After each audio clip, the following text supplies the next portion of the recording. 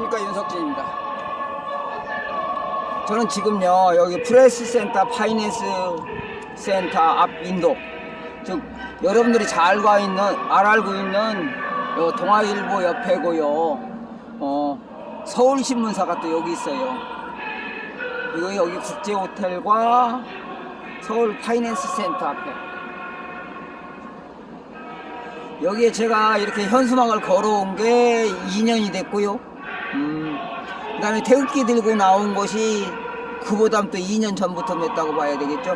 지금이 2021년, 아니 2021년 6월. 저 아저씨 왜 저렇게 시끄럽게 해놓고 있어.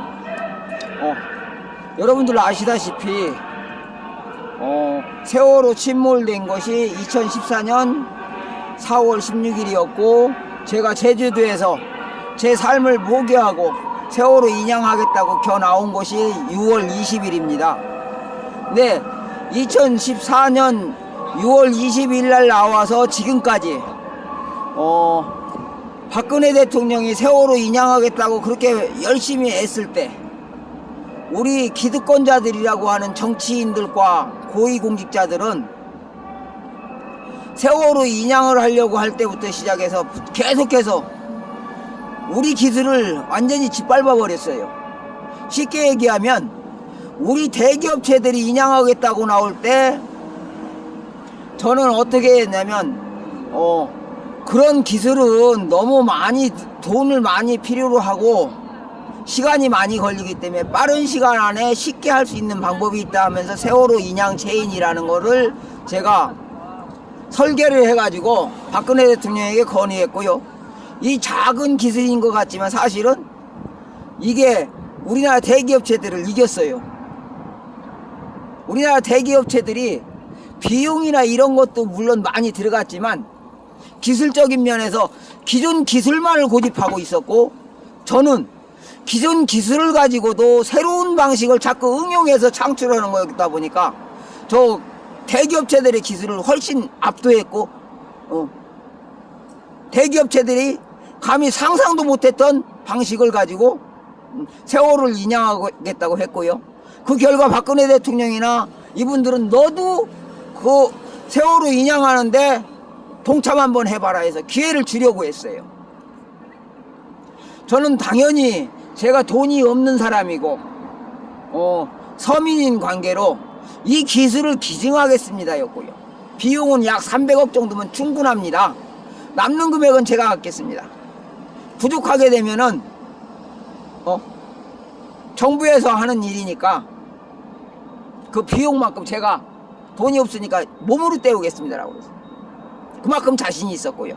실제 제 계산으로는 약 150억에서 180억 사이에 세월호를 충분히 인양할 수 있다고 자신했기 때문에, 혹시 제가 계산을 잘못했을 수도 있고 뭔가 빠뜨릴 수도 있었다라고 생각해서 300억을 얘기했던 거예요. 근데 우리나라 대기업체들은 얼마를 얘기했어요? 1200억을 얘기했습니다. 그리고 여기에 같이 경쟁하겠다고는 중국 업체가 800억을 얘기했죠. 근데 실제는 어땠습니까? 중국 업체에서는 800억이 아니라 약 3천억이 넘게 들어가도 제대로 인양을 못 해가지고 무슨 이상한 걸 만들더라고요.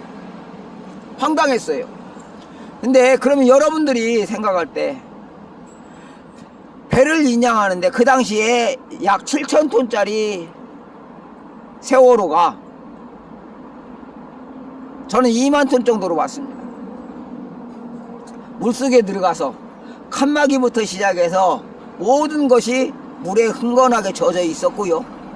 빈 공간은 물론 풍선을 이용해서 공기로 가득 채웁니다. 그렇기 때문에 빈 공간에는 물이 없는 걸로 봐야 되기 때문에 오히려 부력이 작용해서 약 5배가량의 늘어났던 무게를 2배 정도, 이게 5분의 2 정도를 또 줄이게 되는 거예요. 그렇게 하게 되니까 실제는 세월호 무게의 3배 정도의 무게를 들어야 되더라고. 근데 이걸 쉽게 계산해 갖고 손쉽게 하려고 했더니 우리나라에서는 뭐라고 그래요? 대기업체가 아닌 나는 개인이기 때문에 조직이 없으니까 안 된다. 언딘이나 다이빙벨 뭐 이런 거 하는 사람들은 조직이 있기 때문에 가능하다. 근데 말도 안 되는 헛소리를 하고 있더라. 이게 결과죠. 대기업체는 배 만드는 기술을 응용했기 때문에 돈이 많이 들어갔고 시간이 많이 걸리더라. 이렇게 된 거예요. 긴급구조는 어떻게 해야 돼요? 신속 정확하고 빨라야 되죠. 최대한으로 남들보다 훨씬 빠른 시간 안에 모든 일을 해야 돼요. 그럼 있는 장비를 동원해서 만들어야 되는 거예요. 그러면 새로 모터나 이런 걸 만들 것이 아니고 기존에 있는 모터들을 이용해서 중고를 사다가 빨리 조치를 취했던 거예요. 근데 저는 그 당시에 놀이객감이 돼버리고 말았어요. 왜? 내 방식이 아무리 맞아도 정부 기관이 인정을 안 하다 보니까 그렇게 됐어요. 근데 청와대에서는 왜 그럼 그런 기술을 인정했을까요? 특허청에서는 또 왜 그 기술을 국제 특허까지 내라고 했었을까요? 사실은 세월호 하나만 인양하면 그만인 일을. 한마디로 얘기해서 이 기술을 사용할 수 있는 기회를 박탈하기 위한 수단이었던 거예요. 조직이 없다는 둥, 이 국제 특허까지 내서 이 특허를 내고 국제 공인을 받으라는 둥, 이게 우리 기득권자들과 세월호 특조위와 문재인의 사고방식이었어요. 박근혜 대통령은 하루빨리 아이들을 구하자는데 그렇게 구하게 못하게 했던 그들이 그 다음에 어떻게 했어요? 박근혜 대통령한테 모든 걸 또 다시 뒤집어 씌웁니다. 왜 그러겠어요? 정치인으로서 생명을 완전히 끊어버리려고 한 거예요. 왜? 박근혜 대통령의 정책, 정치 자체가 자신들은 미처 생각도 못했던 상상도 못할 정도의 뛰어난 정치 지도력을 가지고 있었기 때문이에요. 우선 그 예를 들어볼게요. 세월호 이전에 보면 박근혜 대통령이요, 한나라당이 쫄딱 망할 때 그 당을 다시 재건하면서 만들어서 이명박이란 사람을 대통령으로 앉힙니다. 근데 이명박은 사실 여러분들 잘 아시다시피 가난한 사람이 성공한 사례예요. 그러니까 돈 없고 가난한 사람들 먼저 챙겨주겠지라고 생각을 했는데 이명박이라는 사람 어떻게 했어요? 김영삼이하고 똑같은 짓 했어요. 아들 앞세워가지고 엄청난 비리를 저질렀고 결국은 아들이 깜빵에 갔어요. 그럼 김대중이는 어때요? 아이, 김영삼이도 비리 저질렀는데 우리는 무대하면서 아들 삼형제 다 동원해서 비리 저질렀죠. 문재인이는요? 문재인은 자기네 당, 자기 지지자를 전부 다 앞세웠죠. 그래놓고 그거 뽀록 날까봐 자살해버렸어요. 기가 막힌 거예요. 왜?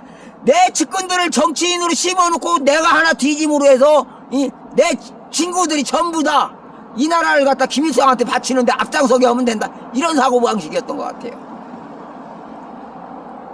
그럼 노무현이가 왜 그런 사고방식을 갖게 했느냐? 제가 이거 얘기할게요.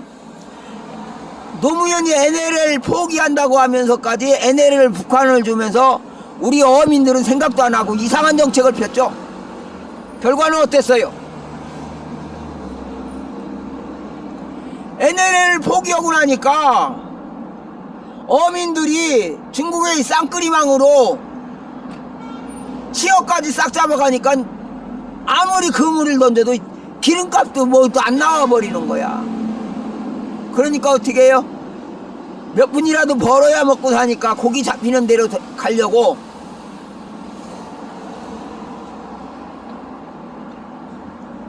이런 엄청난 만행을 저지르고 있었는데 그걸 보고 박근혜 대통령은 이걸 다시는 일어나지 않겠다고 모든 걸 막기 위해서 4시에서 5시였는데 왜 박근혜 대통령은 그런 비리를 막기 위해서 헌법재판관제도도 만들고 저 같은 사람도 기회를 줘야 된다고 미르재단도 만들고 K스포츠재단도 만들고 국민들을 위해서 이렇게 많은 걸 만들어주려고까지 했는데 이게 다 전부 다 범죄라는 거야. 왜? 아까 얘기했잖아요. 아이 소시민이 대기업체보다 뛰어난 기술을 갖다가 정부에 건의해버리니까 대기업체나 고위공직자들은 보면 지금까지 자신들이 가지고 있던 사고방식을 다 엉뚱한 사람이 다 무너뜨려 버렸거든. 그런 게 이 사람이 나서는 순간 대기업체들이나 고위공직자들의 잘못된 사고방식이 다 무너지는 거야. 그러니까 박근혜 대통령을 저렇게 만들면서까지 그들은 지금 현재 대기업체들과 이들의 기술만을 옹호하려고 한 거예요. 저는 이 기술을 갖다가 대기업체하고 함께 공유하려고 했던 거고. 왜 그럴까요?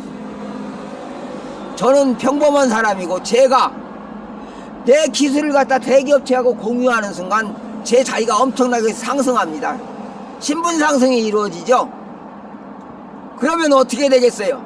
고위공직자들, 나를 옆에서 지켜본 사람들은 기겁을 하도록 놀란 거야.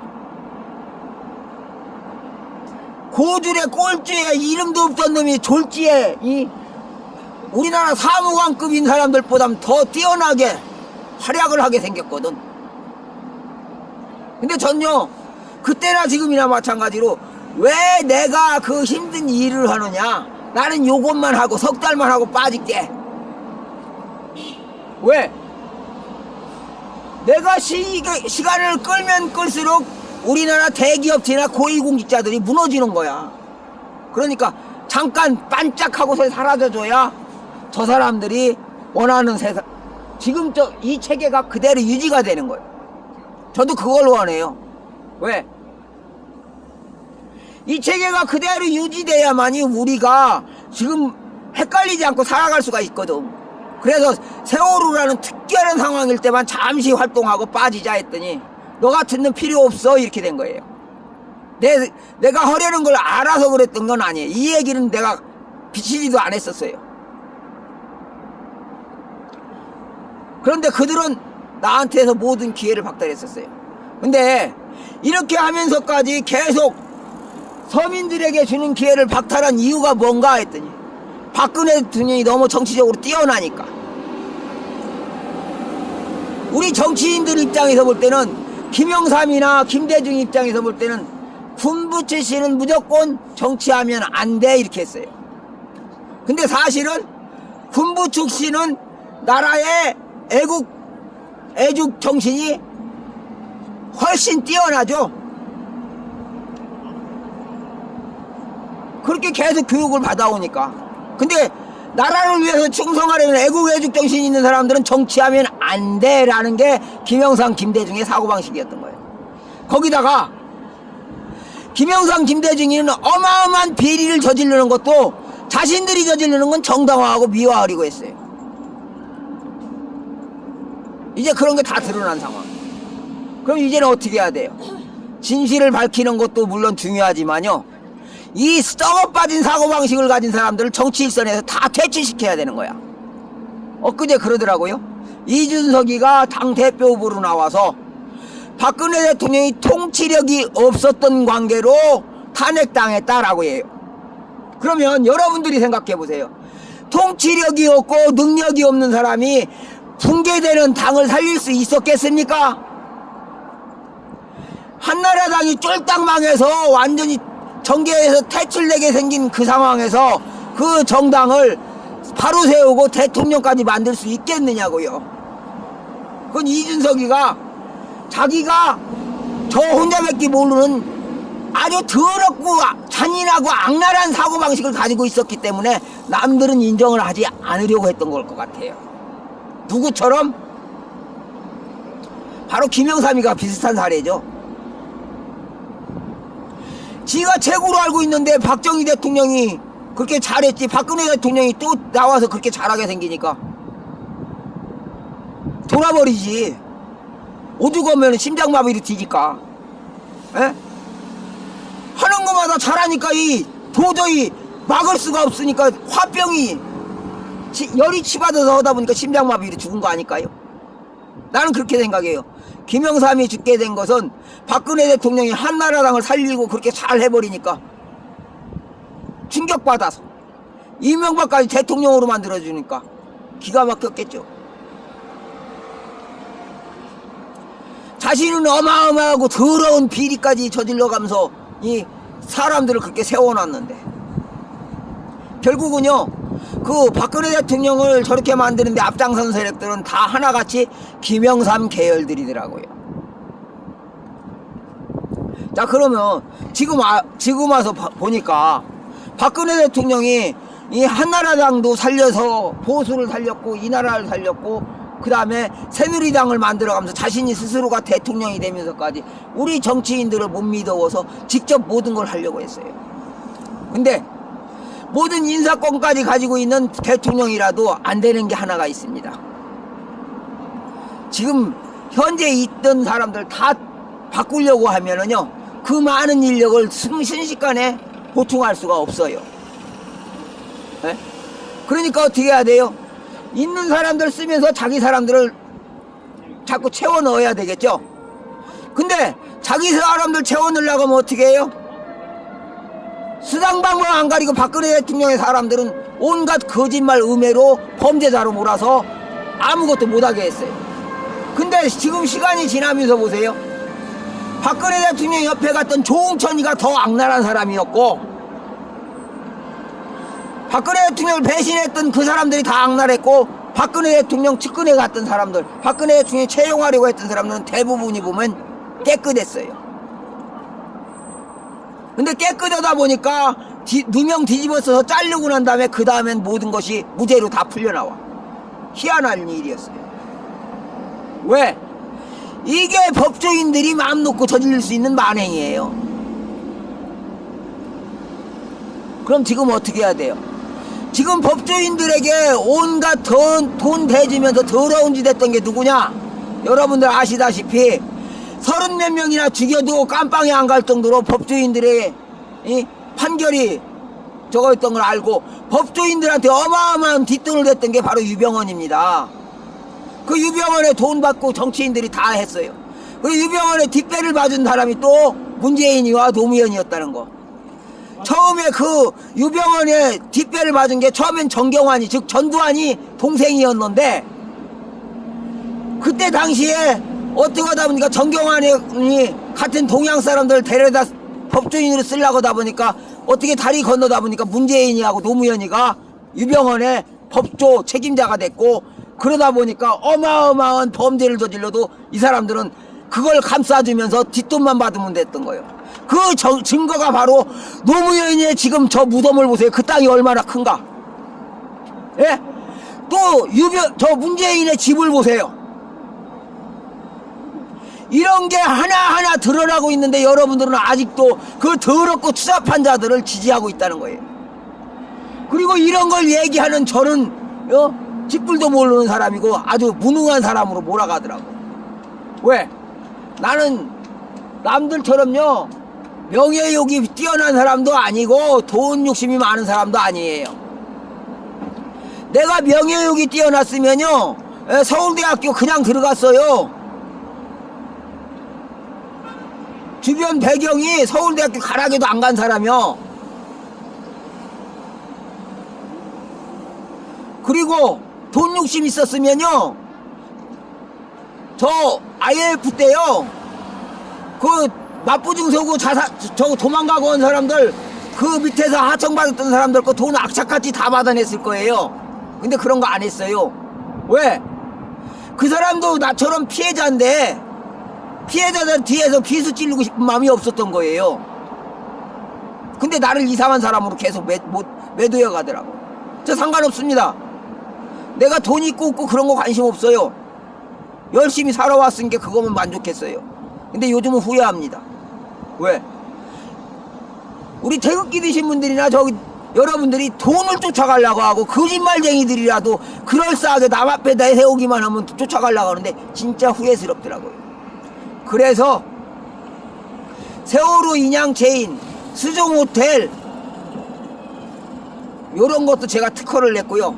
태양광에 가는 것도 특허를 냈습니다만은 제가 아직까지 이런 기술을 가지고 특허를 안 낸 게 뭔지 알아요? 날개를 마음 놓고 접었다 폈다 하면서 날 수 있는 한국형 전투기 이런 거는요 물론 국방 방위산업체에서 해야 되는 일이니까 내가 특허 안 냈습니다만은 이거 하면은요, 지금 F-35보다 더 뛰어난 비행기 나올 수 있어요. 그 다음에 핵잠수함도 우리 기술로 만들면 어떻게 되는지 알아요? 죄송하지만요, 지금 미국에서 나오는 엔진 스타일, 즉 프로펠러나 이런 것이 핵잠수함에서 우리 기술로 만든 거에 비하면 훨씬 뒤처집니다. 우리 것이 더 빠르게 에너지 효율적으로 잠수할 수 있어요. 그리고 방향 전환도 더 뛰어나요.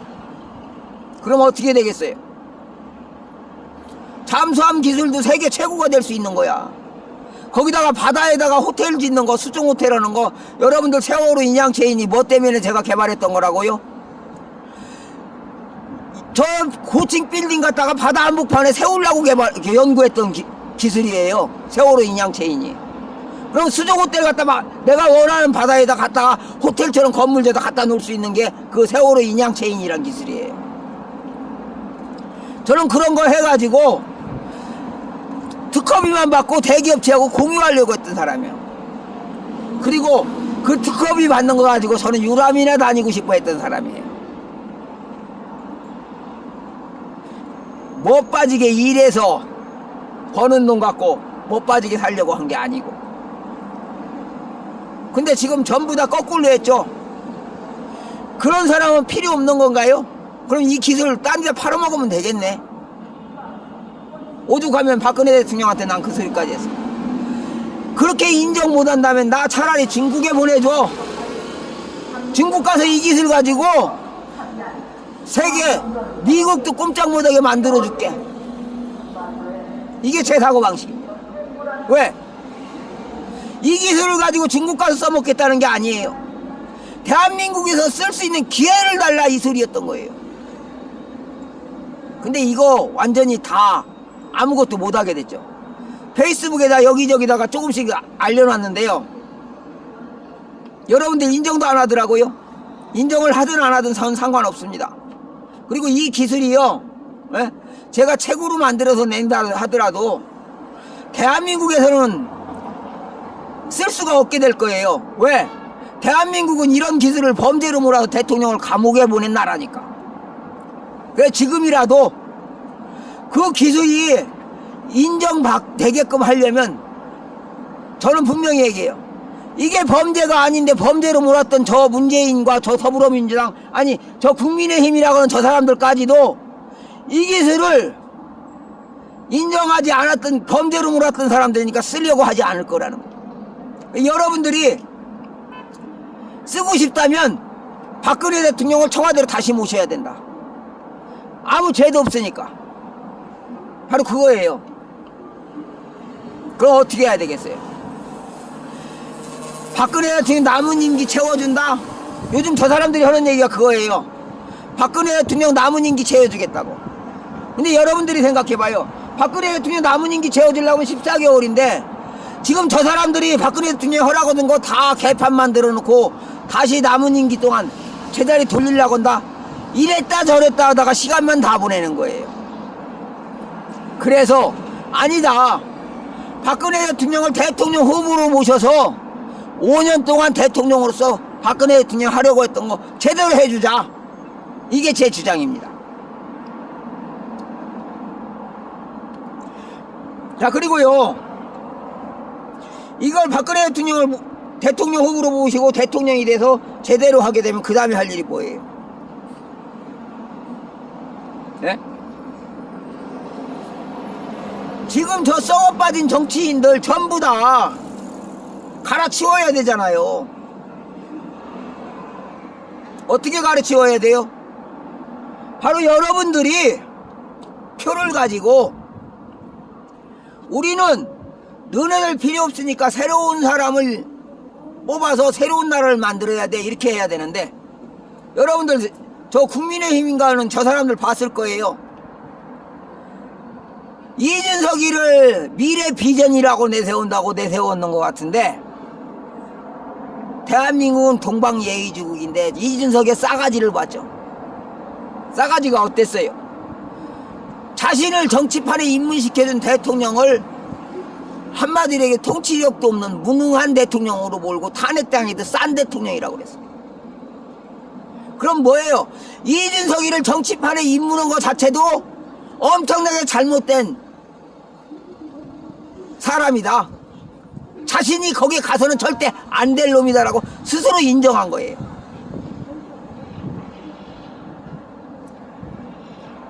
국민들에게 왜 자신이 거기에 가 있다라는 것조차도 제대로 각인시키지 못하는 사람이 이준석입니다.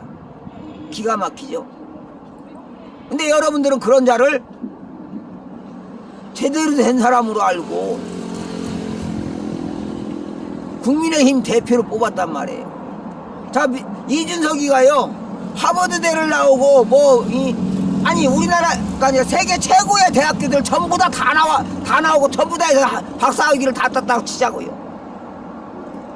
사람이 안 돼 있는데 그러면 뭐해요? 즉 미래 비전이 아니고 미래를 완전히 박탈하는 그런 사고방식 아닐까요? 저는 그렇게 보여요. 지금이라도 이준석이 자신이 진짜 대한민국을 바로 세우고 싶고 정치인으로 활동하고 싶으면 일단 인간성부터 고치세요. 박근혜 대통령한테 죽을 깨졌습니다 라고 무릎 꿇고 사과하고요, 당신이야말로 최고의 통치력을 가진 지도자였습니다 라고 해야 되는 거예요. 왜? 저 국민의힘인지 보수인지 하는 저 정당을 완전히 붕괴되는 걸 2번이나 살렸던 분이야. 자신을 정치판에 입문시킨 거는 박근혜 대통령이 잠시 이 유승민이 같은 놈한테 쏘가서 입문시킨 거지만 정치적인 지도력은 누가 봐도 탁월했다는 걸 한눈에 보여준 거예요. 자, 지금 볼 때 이준석이는 유승민의 측근이다라고 보이거든요. 그러면 어쩌면 유승민이가 추천했을 가능성이 높다 이렇게 봐야 되고, 물론 이준석이를 정치판에 입문시킬 때는 박근혜 대통령이 그들이 사람이 필요로 할 때였어요. 그럼 이준석이가 청와대 가서 뭔 일 했어요? 했어요? 싸가지가 안 됐으니까 벌써 그 처음에 데려다 시키려고 다 말아버렸죠. 왜 그러겠어요?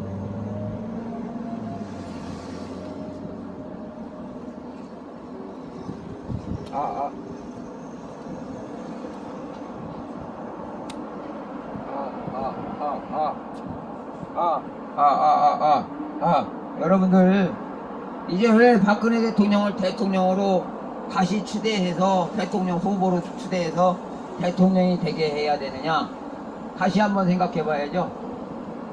대통령이 무능했으면 당연히 모든 것을 다 내려놓고 물러나야 되겠지만, 하나부터 10까지 여러분들 알다시피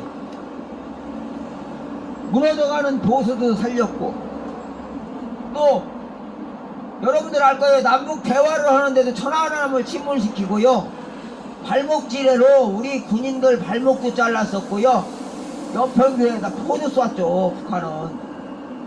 에? 그렇게 엄청난 만행을 저지르니까 이건 도저히 아니다. 너네들이 개성공단에 있는 우리 국민들을 어떻게 할지 알고 너네들 믿고 맡기겠느냐 해서 개성공단 철수한 게 잘못일까요? 아니에요.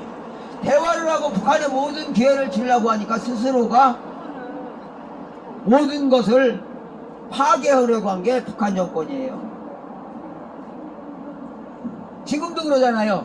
문재인이가 북한에다가 모든 걸 주겠다고, 김정은이 수석 대변인 역할을 해주고 모든 걸 다 해줘도 뭐라 그래요? 삶은 소대가리 새끼, 또는 최악의 개소리, 뭐 희한한 소리들을 해. 왜? 아무리 그래도 북한은 대한민국과 대화를 할 필요가 없다라고 하는 거예요. 그게 거기에 적나라하게 드러난 거예요. 북한이 대한민국하고 대화를 하기 싫어하는 이유가 대한민국을 북한이 흡수통일하면 어떻게 돼요? 여러분들 생각해 보세요. 자유민주주의를 만기겠던 사람들이 이웃집에 마실도 못 가는 상황이 돼버리면 가만히 있겠어요? 반발하고 난리 나겠죠. 그게 바로 태극기 집회였죠. 노인 양반들이 태극기 들고 나와서 야 이 싸가지 없는 새끼야 왜 북한에다 이 나라 바치려고 그래 하면서 막 반발하고 달려드니까 북한에서 어떻게 했어요? 문재인이 이 삶은 소대가리 새끼야 특등 개소리 하는 놈아 이런 식으로 문재인을 비화했죠. 왜? 대한민국을 지네들이 흡수하고 나면 이 국민들이 반발하고 집회를 하는 거를 통제할 길이 없는 거야. 북한에서 내려다 보니까 도저히 어쩌지 못하게 생겼으니까 문재인이가 대한민국을 갖다 바친다고 그랬는데 야 이 투등 소대가리 새끼야 너네 백성들이 지금 반발하는 거 봐 너 왜 개소리 하고 있어 이렇게 한 거예요 김정은이가. 근데 이런 작은 것도 아직도 못하고 촛불정신이 어쩌고 뭐고 하면서 김일성이 따까리 노릇하고 김정은이 따까리 노릇하려는 저 문재인 정권과 저 더불어민주당을 여러분들 잘 보셨어요. 거기다가 그놈들한테 뭐를 해요? 그놈들 빌붙어서 박근혜 대통령 탄핵한다고 앞장섰던 62명의 저 김영삼 계열의 국민의힘 국회의원들도 봤을 거예요. 하고 싶어도 쟤네들이 부담이 코로나가 오잖아요. 글쎄요, 쟤네들이 오세훈이가 풀어주면 서울서도 집회할 수 있게 될 것이고.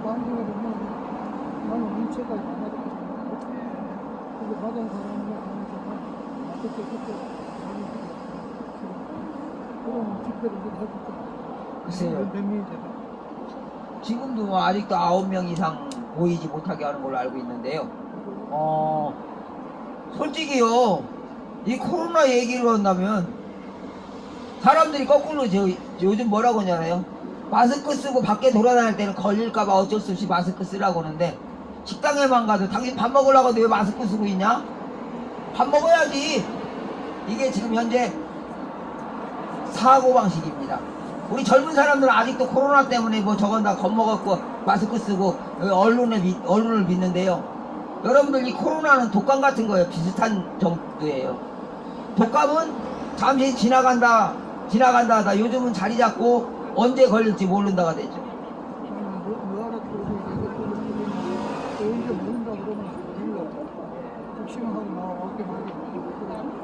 지금요 우리가 해야 될 게요 보이는 것도 보이는 거지만 여기저기 돌아다니면서 이런 저 사실을 알리는 게 더 중요할 거예요.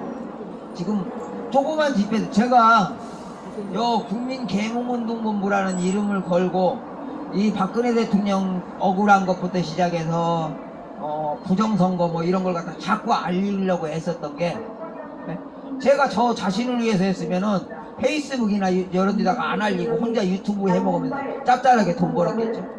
근데 사람들한테 자꾸 알리려고만 하다 보니까 제가 이 개몽운동을 만들고 이걸 자꾸 알려주려고 했었던 거예요. 근데 다른 사람들도 열심히 해주고 해서 지금 많은 사람이 알게 됐고요. 이제는 우리 헌법을 바로잡기 위해서 헌법을 살리기 위해서도 헌법을 위배하지 않은 박근혜 대통령 헌법대로 처리하려면 무죄예요. 모든 면에서. 근데 남은 임기를 14개월 그것만 해라 하려고 하니까 박근혜 대통령이 하던 모든 것을 문재인이가 다 개판 만들어 놨어요. 그럼 어떻게 해야 돼요? 이거 다시 만들려고 하다 보면 시간 다 가요. 그래서 안 되니까 5년 동안 다시 다 할 수 있게끔 대통령 후보로 나서서 다시 대통령이 되게 해줘야 된다 이렇게 생각하는 거예요. 그리고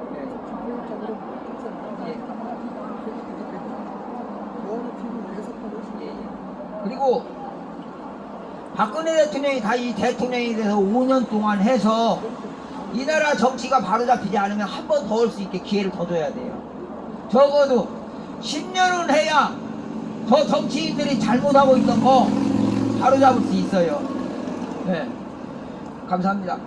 그리고 두 번을 대통령 하면서 바로잡지 못한다면 10년 동안 후진양성을 하면 제대로 된 사람들 많이 뽑을 수 있을 거고요. 학교에서 엉터리 교육시켰던 거, 세뇌식 교육시켰던 거 다 풀을 수 있을 거예요. 그렇게 되면 지금까지 저 거짓말을 하고 엉터리로 일해오던 저 사람들 어떻게 돼요? 스스로 무덤 판게되고 모든 것이 바로 서게 돼요. 야, 오늘 요즘도요, 아직도 최고 인기 좋은 게 뭔지 알아요? 친일파 우승 정치인에 대해서 우리가 몰랐던 사람들 공개해 놓은 거는요, 지금 제가 저걸 2년을 갖고 다니는데 아직도 최고 인기가 좋아요. 왜? 박근혜 대통령 무죄 이미 다 알고 있고, 근데 어떻게 조치 취할지 몰라서 그냥 가만히 있어요. 그런데 저 친일파 우선 정치인에 대한 건요, 지금까지 우리 언론이나 역사학자들이나 모두가 밝히려 하지 않던 거예요. 왜 그랬느냐? 우리 역사학자들 어떤 사람들이었어요? 일제강점기 끝나자마자 우리 역사를 관장한 사람들, 일본에서 교육받은 친일파 친일 역사를 제대로 된 역사라면서 가르치던 사람들이에요. 근데 그렇게 역사 왜곡을 하던 사람들이 역사학자로 계속 배를 이으니까 어떻게 해요? 계속 이어지니까 자신들이 지금까지 거짓말하고 사기쳤어 하면 안 되잖아. 그런 게 완전히 악질 친일파들에 대해서 덮어버렸던 거예요. 그래 놓고 외국에서 활동했던, 즉 국내에서 악질 친일파 노릇을 했던 사람들이 해외에서 독립운동했던 사람들을 거꾸로 친일파로 몰아가는데, 그걸 하게끔 도와준 사람들이 어떤 사람들이에요? 공산당들이죠. 왜? 대한민국이 바로 서면 공산당들은 대한민국을 먹을 수가 없으니까 그랬을 거예요.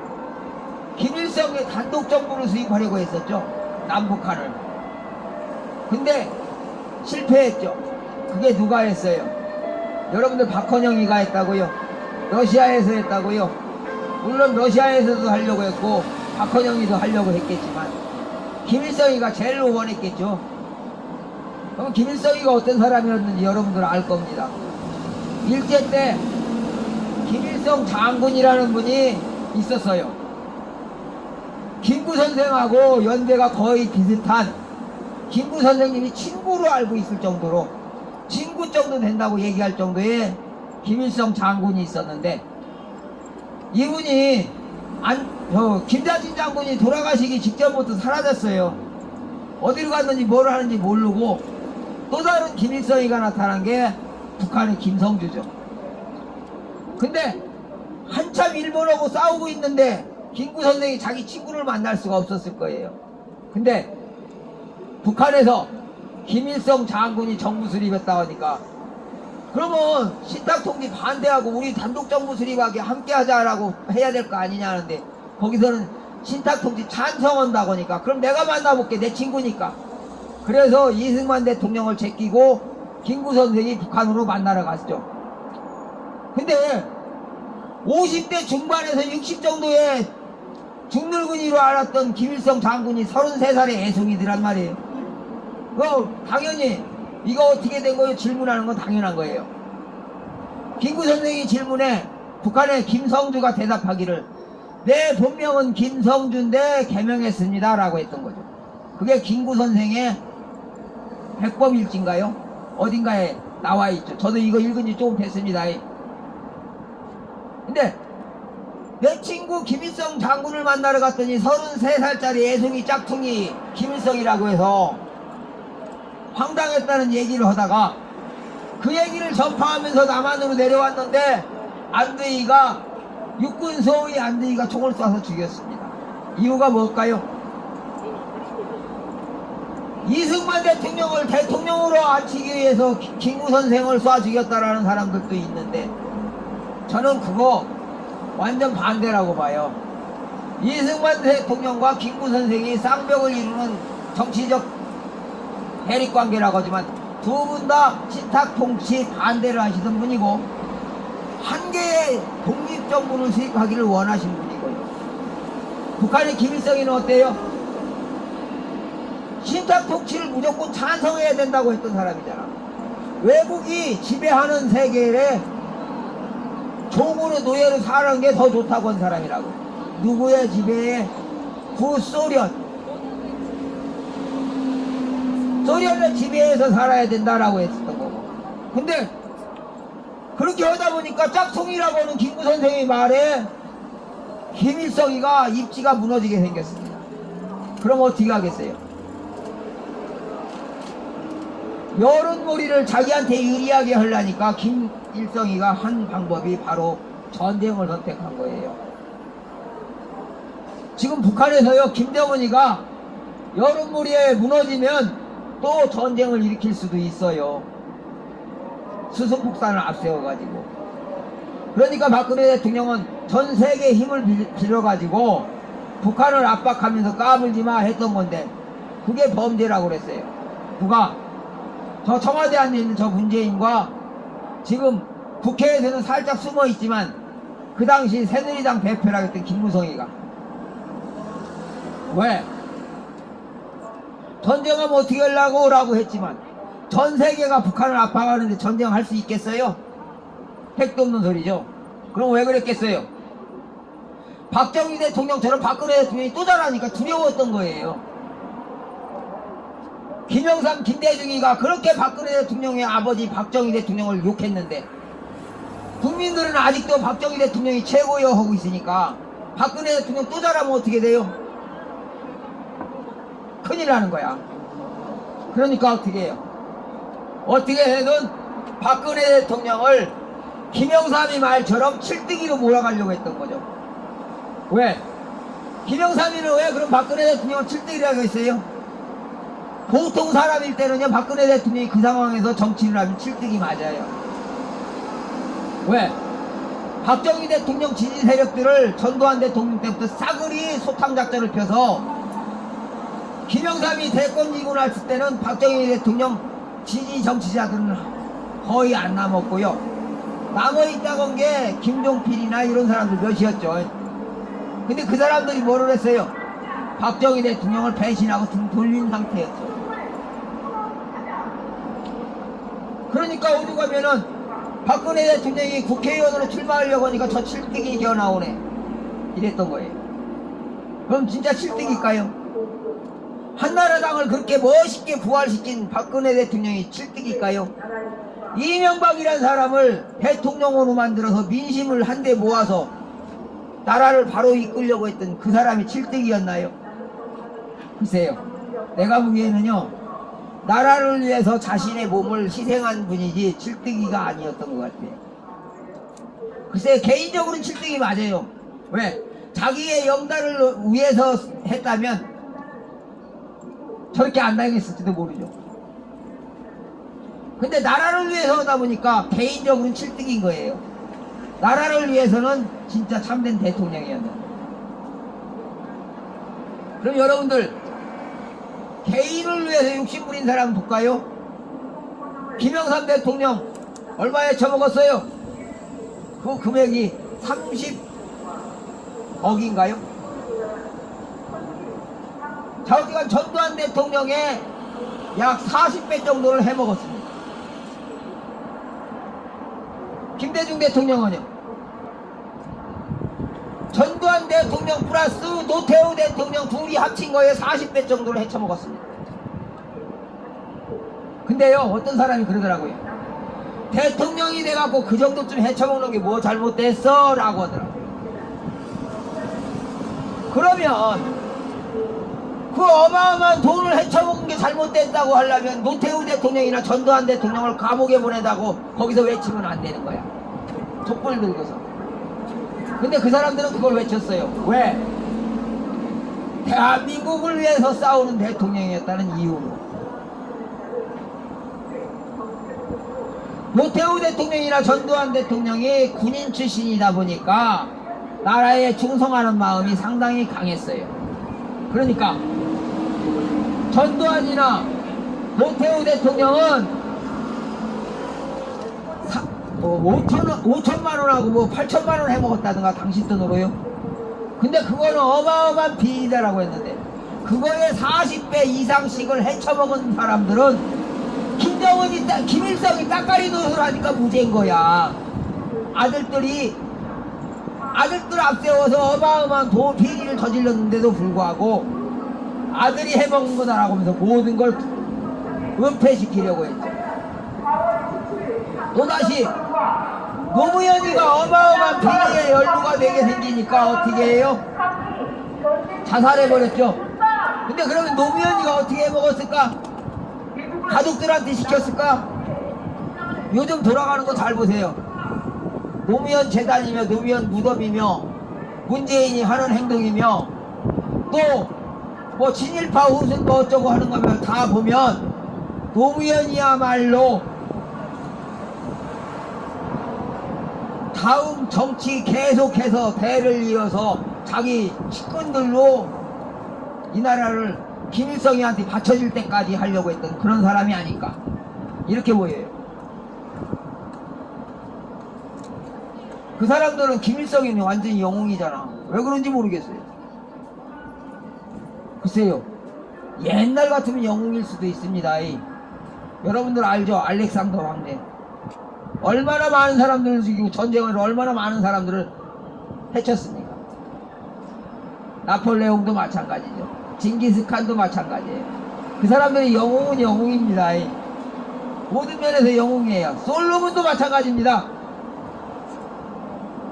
엄청난 사람들을 죽음으로 몰아간 그 사람들이 영웅 전기에 한 장을 차리하고 있죠. 그러니까 북한의 김일성이도 영웅으로 만들어 보고 싶다고 그 난리 지긴 거 아니에요. 근데 실체를 알고 보니까 김일성이도 더러운 짓을 한 거는 맞고 나폴레옹이나 알렉산더나 뭐 다 같이 마찬가지예요. 그 사람들이 자기들의 권력을 지기 위해서 얼마나 많은 사람들을 죽였고 얼마나 많은 희생을 시켰는가는 우리가 봐야 돼요. 근데 영웅인 이유가 뭐예요? 그때는 왕조국가니까 왕조를 찬양하다 보니까. 근데 지금은 여러분들이 주인이에요. 민주주의 국가라고요. 민주주의 국가에 그 왕조가 영웅이 다시 되면 어떻게 해요? 민주주의 포기해야 되는 거예요.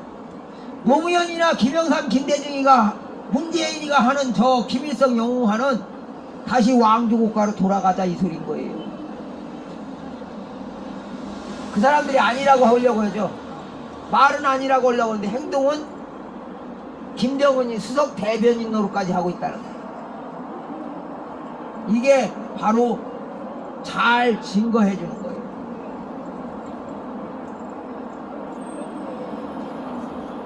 우리가 볼 때 뻔한 놈의 얘기를 왜 북한의 김정은이를 그렇게 추종하면서 아니라고 해요? 에? 민폐예요? 누가 민폐예요? 제가 민폐예요? 백성들한테 이렇게 거짓말하는 사람이 민폐 아니에요?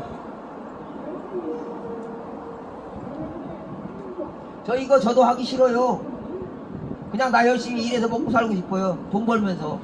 여기 이거 만들려면 돈 들어가요. 여기 나와서 이거 하려면 하루 일 못해요. 그래가면서도 왜 이거 했냐고요? 내가 억울해서 했어요. 사실은 세월호 인양체인이라는 거요, 제가 특허낸 거예요. 수정호텔 만들려고 연구했던 거고요. 예전에 이미 연구해서 다 만들어 놨던 거를 돈이 없어서 특허를 안 냈던 거예요. 권충이라는 사람이 최고의 기술을 보유하고 싶고 최고의 기술을 가지고 세계 만방에 자랑하고 싶어서 수중호텔을 연구해 놨던 거를 그 호텔을 져서 운반을 하게 되면 바다 한복판에 빌딩 갖다 세울 수 있다는 걸 우연찮게 알게 돼서 그걸 해보려고 연구했던 거를 세월호 인양하는 데 써먹으려고 했던 거예요. 근데 그걸 뭐라 그랬어요? 너가 조직이 있느냐 뭐가 있느냐 하면서 죽어라 하고 못하게 했던 게 누구였다? 세월호 특조위와 문재인과 우리 해수부입니다. 박근혜 대통령은 이거 기술 이 우리나라 대기업체들하고 같이 경합하는데 껴줘 이것밖에 안 했어요. 절차 밟아봐 라고 한 소리 바로 그거예요. 그래서 그 기술을 선보이려고 하니까 대기업체들이 다 도망가 버렸어요. 참여했던 걸 포기해버렸다고요. 세월호 인양. 왜? 내 기술이 맞으니까. 근데 그걸 못하게 죽어라고 방해한 것이 바로 세월호 특조위와 문재인이가 광화문 광장에서 촛불 들기 전에 그 난리 지긴 거 단식도 하고 뭐하고 하면서 죽어라고 인양 못하게 한 거 그거라고요. 그러니까 저는 내 기술 인정해줘 하려니까 지난 4년 동안 뿐이 아니고 세월호 침몰되고서 얼마 되지도 않아서 저기에 세월호 천막 세워지면서부터 쫓아다녔죠. 오죽하면 나 세월호 유족들한테 그런 소리도 했습니다. 당신네들은 자식 팔아먹은 더럽고 잔인한 악마 새끼들이요. 왜? 아니 자식들 물고기 밥 되기 전에 빨리 인양해서 새끼들 이 장례 치러주자는데 그게 잘못됐다는 거요. 네가 뭔데 그런 소리 하냐는 거요. 왜 그랬어요? 문재인과 이상한 사람들의 가만히들에 속아서 돈 잔뜩 받아 처먹으려고 그랬나요? 돈으로 그 돈 받아 처먹기 위해서 새끼들 시체 물고기 밥으로 미끼를 줬나요? 난 도대체 지금도 이해할 수 없습니다. 그래서 이런 진실을 알리려고 이렇게 적어도 6월 20일이 되면요 2014년 6월 20일 날 제가 제주도에서 나왔어요. 만 7년이 넘은 거예요. 박근혜 대통령 저렇게 억울하게 만드는 거 보고 팔떡팔떡 뛰면서 왜 이런 짓을 하냐고 그랬더니 할 말이 더럽게 많네라면서 내 말을 못하게 했던 게 저 앞에 있는 민중당 애들이에요. 나 그 속에 가서 걔네들하고 같이 활동하면서 제발 부탁이니까 이 나라 위험에 빠지지 말게 거짓말 좀 그만해라 그랬더니 당신이 뭔데? 이런 사람도 있고 우리 젊은 학생들은 미안했는지 뭐였는지 나를 외면하더라. 그리고 좀 나이 먹은 사람들은 뭐라고 하냐 할 말 더럽게 많네. 뒤에 욕은 안 해요. 우리 보통 그러죠. 할 말 더럽게 많네 씨발. 거기다 조금 심하면 족같은 새끼 개새끼여죠. 근데 그 뒷말은 안 해요. 왜? 그거 하면은 내가 모욕죄로 고발할까봐. 그게 저 좌파들입니다. 민중당 애들이 그러더라고요. 애들이라고 하니까 저건다고요. 대부분이 그 당시에 나보다 나이 많은 사람이 없었어요. 한두 명이나 있을까? 다 나보다 어렸어요. 그리고 그 중에 30 안 된 사람들이 훨씬 더 많았어요. 소위 말하는 전대협에 있는 사람들이죠. 그 사람들. 그러면 자신의 새끼들이 그렇게 물고기 밥이 돼도 그들이 그렇게 할 수 있었을까요? 아니에요. 그럼 누가 그랬느냐? 세월호 유족들은 빨리 인양하고 싶어 하는데 유족 대표단에 뛰어든 어쩌면 그 사람들이 북한에서 내려온 공작원일 수도 있다는 생각이 들어요. 아니라 할지라도 그 당시 새누리당을 반대하고 박근혜 대통령이 하는 일을 모든 걸 방해하려던 세력들이었던 거죠. 근데 왜 이런 걸 다 외면하냐고요. 오늘 저 혼자 이거 여러분들 유튜버들 오면 1시간 이상 하려고 했는데 안 오네요. 그래 여기까지만 할게요. 저 감사하고요.